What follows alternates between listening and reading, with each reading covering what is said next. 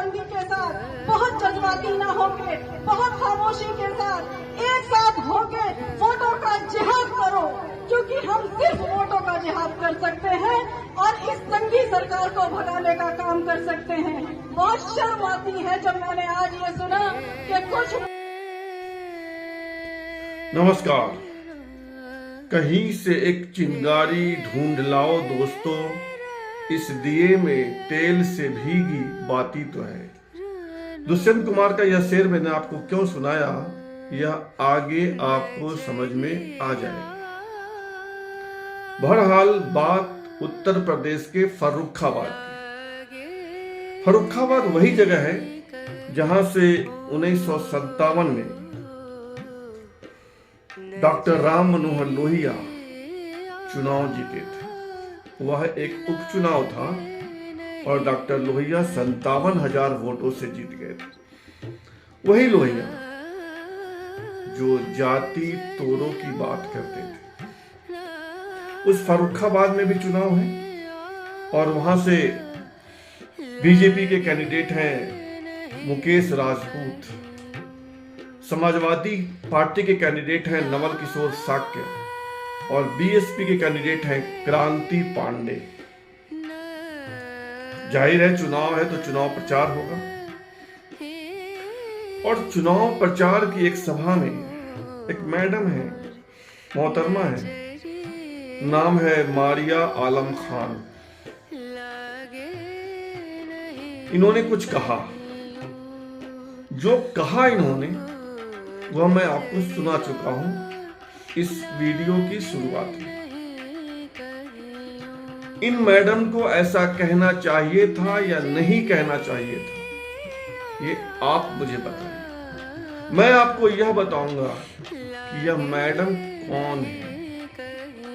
यह मैडम कोई सामान्य महिला नहीं है, कोई अशिक्षित महिला नहीं है।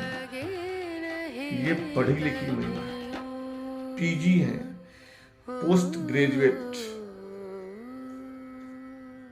समाजवादी पार्टी की जिला अध्यक्ष हैं फर्रुखाबाद की। इनके पति का नाम है सरोश उमर और ये उमर साहब अलीगढ़ मुस्लिम यूनिवर्सिटी में प्रोफेसर हैं, कंप्यूटर साइंस के प्रोफेसर हैं।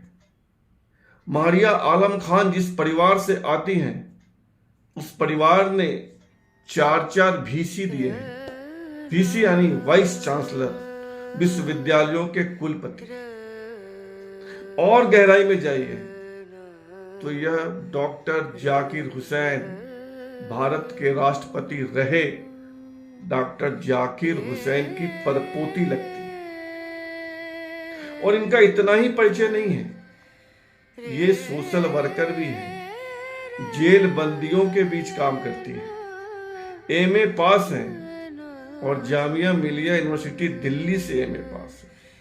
अधिकतर समय जामिया नगर दिल्ली में रहती हैं, लेकिन पॉलिटिक्स करती हैं उत्तर प्रदेश की और फर्रुखाबाद की जिला अध्यक्ष है समाजवादी पार्टी। इनका परिचय इतना ही नहीं है, इनके पिता स्वर्गीय इजहार आलम खान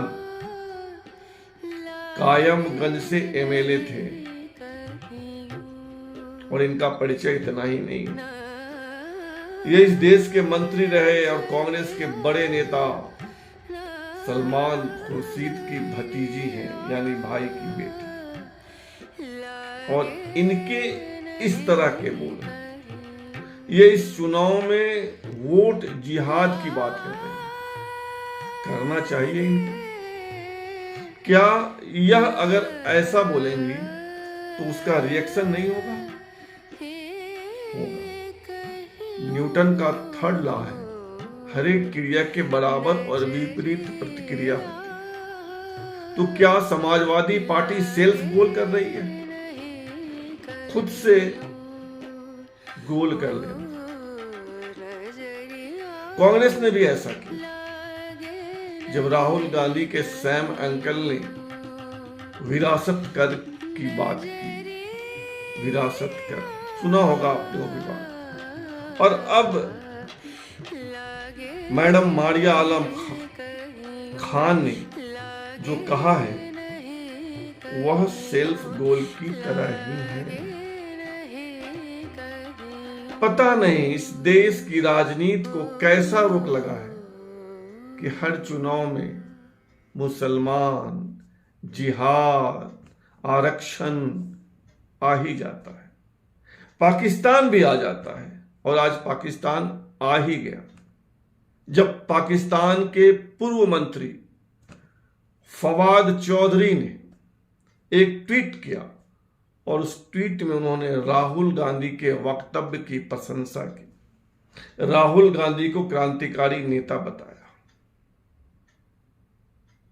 वह पाकिस्तान की बात है। लेकिन मैडम मारिया आलम खान ने जो कहा है, जिस वोट जिहाद की बात की है, वह चुनाव के दौरान कहना खतरनाक हो सकता है, उसकी प्रतिक्रिया हो सकती है।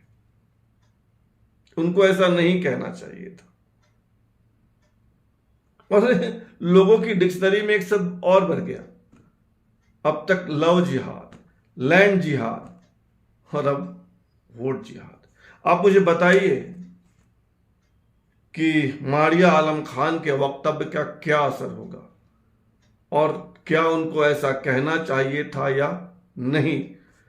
फिलहाल तो मारिया आलम खान के बयान को प्रधानमंत्री ने लपक लिया है और अपनी सभा में वे इसका जिक्र कर रहे हैं कि एक पढ़ी लिखी खानदान की महिला ने क्या कहा है।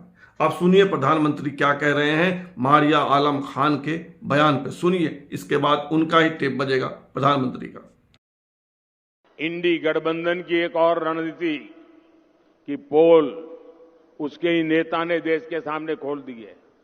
अब इंडी गठबंधन ने मुसलमानों से वोट जिहाद करने को कहा है।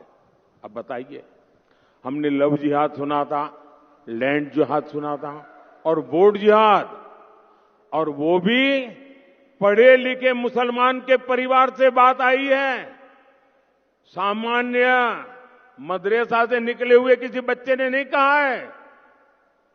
हाईली क्वालिफाइड फैमिली और कांग्रेस के वरिष्ठ पद पर बैठे हुए परिवार, ये मुसलमान परिवार ने कहा है, नारा दिया है वोट जिहाद करो। आप जानते हैं ना जिहाद का मतलब क्या होता है, जिहाद किसके खिलाफ किया जाता है।